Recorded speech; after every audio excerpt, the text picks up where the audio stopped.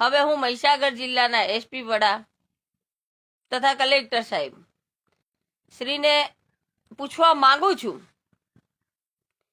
કે સબૂત મારે મેળવવાના હોય કે તમારે તપાસ કરવાની હોય.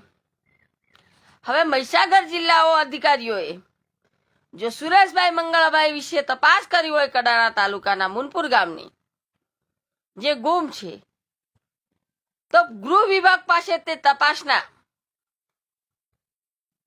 સબૂત તો હશે ને. શું મહીસાગર જિલ્લા અધિકારીઓ પાસે ગુમ માણસની તપાસના જે કાગળ છે તે છે પુરાવા? બીજી એક વસ્તુ કે 3 મુદ્દા તમને આપ્યા છે મહીસાગર જિલ્લાના ગૃહ વિભાગને, અને તેમને કદાચ તપાસ કરી હોય તો તેમની પાસે સચોટ હોય કે તલાટીના મરણ ચોપડે લાપતા લખે છે.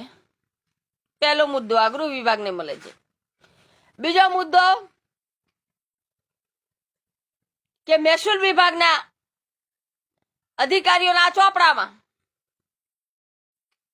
માણસને મૃત છે, આ બોગસ નથી તેમ ફાળવે છે, તેમ ખરાઈ કરી છે, બરાબર. અને ત્રીજો એક મુદ્દો કે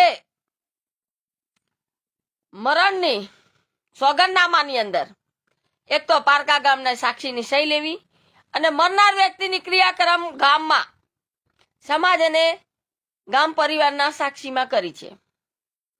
તો હવે મારા ગૃહ વિભાગને પૂછવાનું અને કહેવાનું કલેક્ટર સાહેબને રહ્યું કે તમે જો ફરજની ભાન રાખતા હોત અને ખાખીની ઇજ્જત કરતા હોત તો આ કલેક્ટર સાહેબ અને એસપી વડાએ મારા ગામમાં જઈ તપાસ કરી હોત કે મારા પપ્પાના ક્રિયાક્રમની અંદર સમાજના કેટલા જણ સાક્ષીમાં હતા, ગામજનો કેટલા ક્રિયાક્રમમાં ગયા હતા.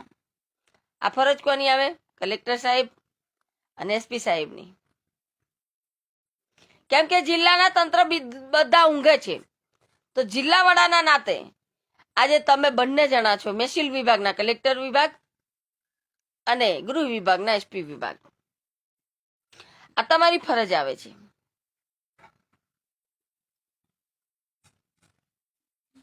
તો પછી અરજદાર પાસે સવાલ બી કરાવવા જવાબ બી કરાવવા ક્યાંનો ન્યાય છે? હવે ગૃહ વિભાગમાં આવી સત્તા ક્યાંથી આવી છે?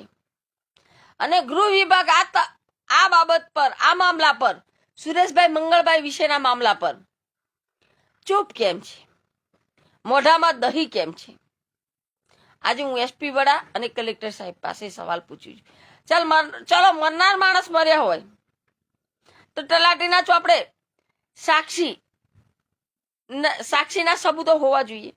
તે સાક્ષીમાં સહી કરનારના સહીઓ ક્યાં છે? તે કાગળ કેમ અરજદારને નથી મેળવેલ કે નથી આપેલ?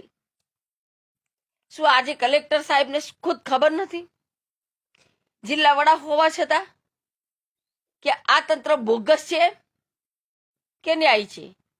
શું મહેસૂલ વિભાગના તમામ જવાબ સાંભળી અને વાંચી અને મને મોકલ્યા તો શું તેમને ખબર નથી કે કયો મુદ્દો સાચો છે અને કયો ખોટો છે? શું એસપી સાહેબ પાસે કાગળ ગયા હશે અને એસપી સાહેબે કદાચ તપાસ કરી હશે તો શું એસપી સાહેબને ખબર ના હોય કયો મુદ્દો સાચો છે અને કયો ખોટો છે? તો મારું પૂછવું છે, નાગરિક જોડે આવી બેદરકારી કેમ? કાયદા કાનૂન જુલ્મ કેમ કરે છે? નાગરિક જોડે જુલ્મ કેમ કરે છે? જોવાનું રહ્યું કે મહીસાગર જિલ્લાની અધિકારી તંત્ર પર કેમ ધ્યાન નથી આપતા. જોવાનું રહ્યું કલેક્ટર, મહેસૂલ વિભાગના અધિકારી એવડા મોટા હોવા છતાં આ તંત્ર પર ઘોરદરકારી કેમ ફાળવી રહ્યા છે? શું છે મામલો? કોણ છે જવાબદાર? શું મને ન્યાય મળશે? આ ન્યાય તંત્ર અધિકારીઓ મને ન્યાય અપાવશે? મને કાંઈ કરાવે તેના જવાબદાર મહીસાગર જિલ્લાના કલેક્ટર સાહેબ અને એસપી સાહેબ શ્રી રહેશે. જય હિન્દ, જય ભારત.